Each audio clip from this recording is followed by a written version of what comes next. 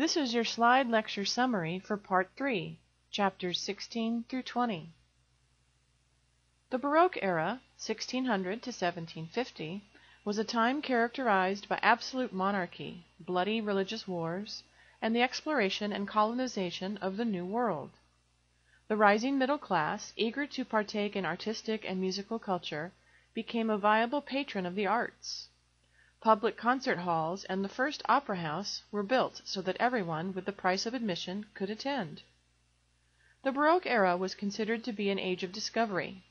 Prominent figures included Galileo, Copernicus, and Sir Isaac Newton.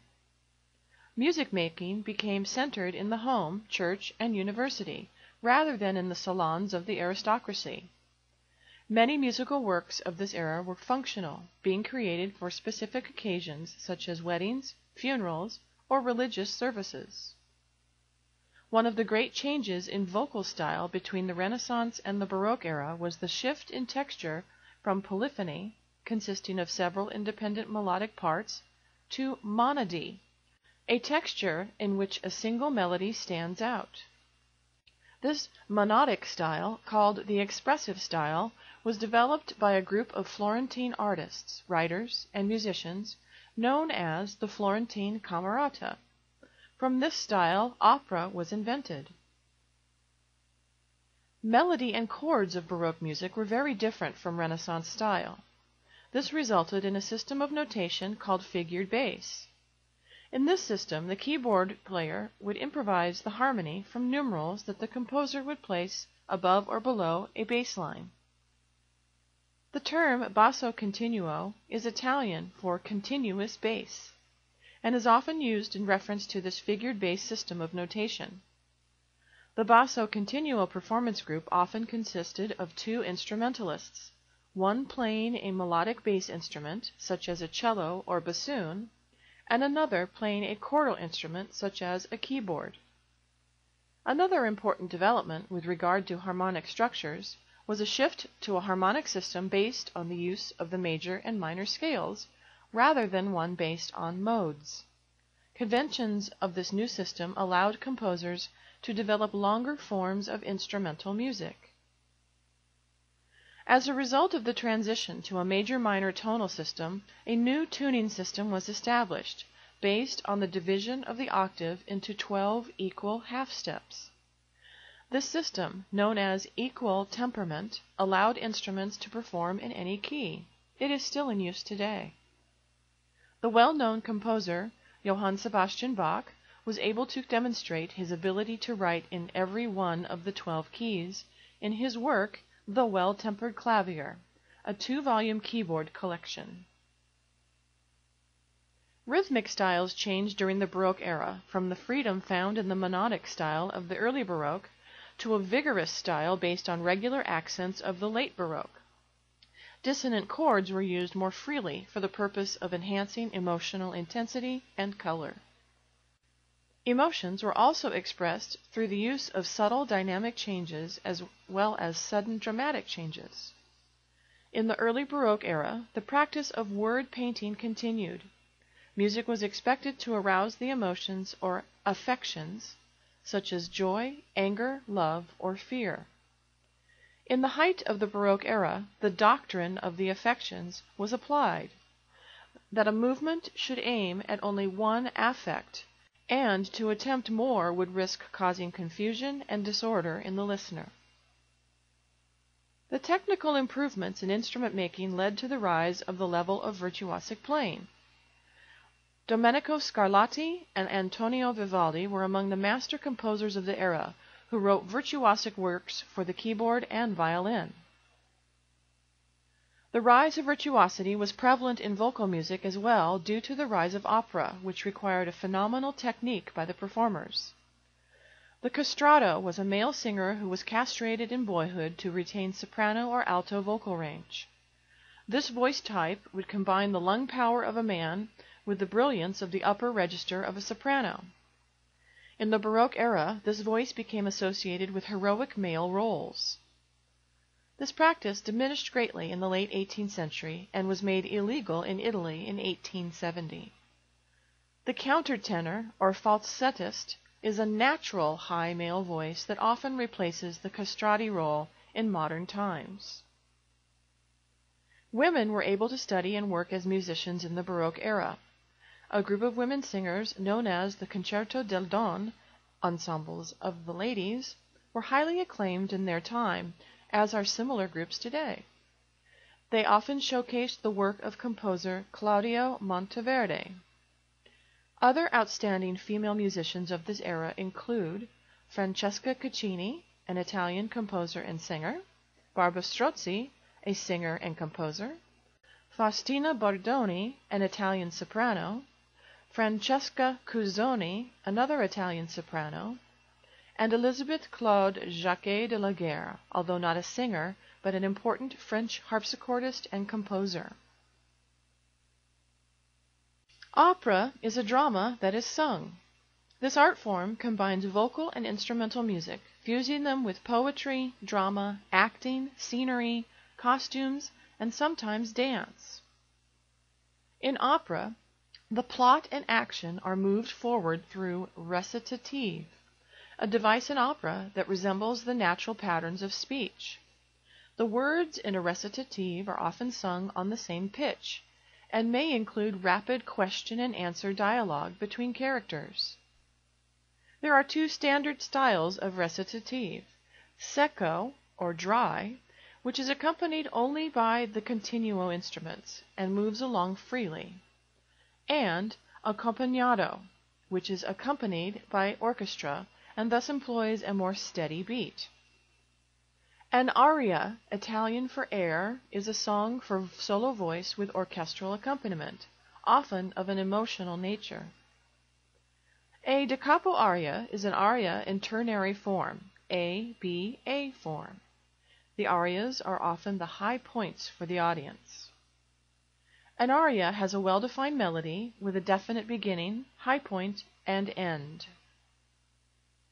In addition to arias and recitatives, an opera may contain ensemble numbers, duets, trios, quartets, etc., in which the characters join together to sing about their feelings. A chorus in an opera is used to back up solo voices or functions independently. It may reflect or comment on the action or even be a part of it. The role of the orchestra is to set the mood of the opera before and during the different scenes. An overture is an instrumental piece played before the start of the opera. It may or may not contain melodies from the opera itself. Sinfonias are what the musical interludes between the scenes were called in the Baroque era. The libretto is the text or script of the work, written by the librettist, that the composer sets to music. Early operas were often lavish spectacles featuring elaborate costumes, scenery, and stage machinery. The composer Claudio Monteverdi crafted the first successful opera, Orfeo. Other operas by Monteverdi include Arianna and The Coronation of Poppea. In Monteverdi's work, the ideas of the Florentine camerata found fulfillment. Although Italian opera had gained popularity in the rest of Europe, it was rejected in France. The French sought to create a national style employing the traditions of court ballet and classical tragedy. Instrumental to this movement was the composer Jean-Baptiste Lully, the most important composer of French Baroque opera. Lully found favor with King Louis XIV through his operas. Lully's accomplishments included the successful adaptation of the recitative to the French language, the formation of the French overture, and the lush dance movements that embodied the spirit of the French royal court. In the early 17th century in England, the masque was a popular type of entertainment that combined vocal and instrumental music with poetry and dance.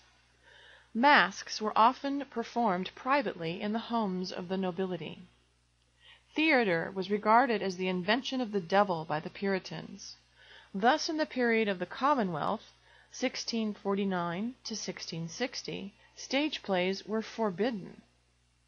Concerts, however, were allowed and could take the form of a play set to music.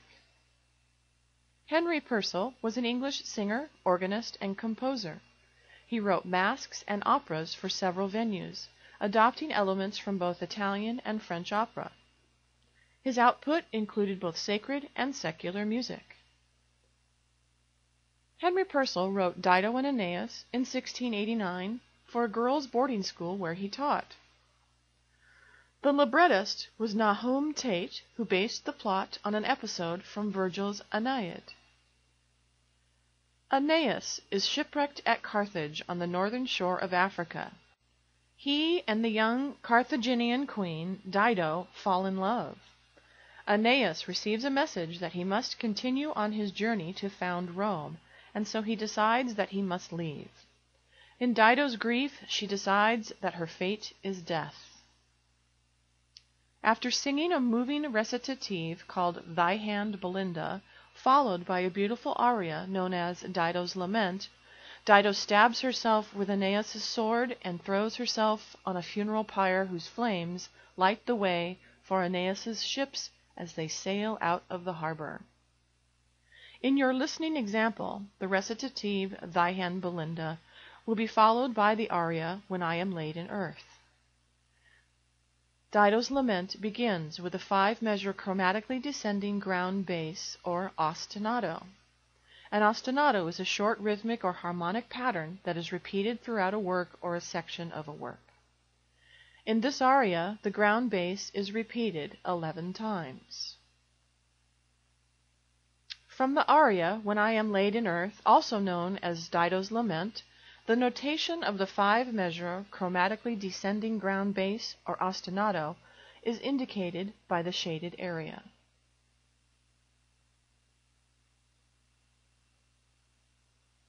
Barbara Strozzi was the adopted daughter of Venetian poet and playwright Giulio Strozzi, who oversaw her education, introducing her to the intellectually elite of Venice through an academy that he founded.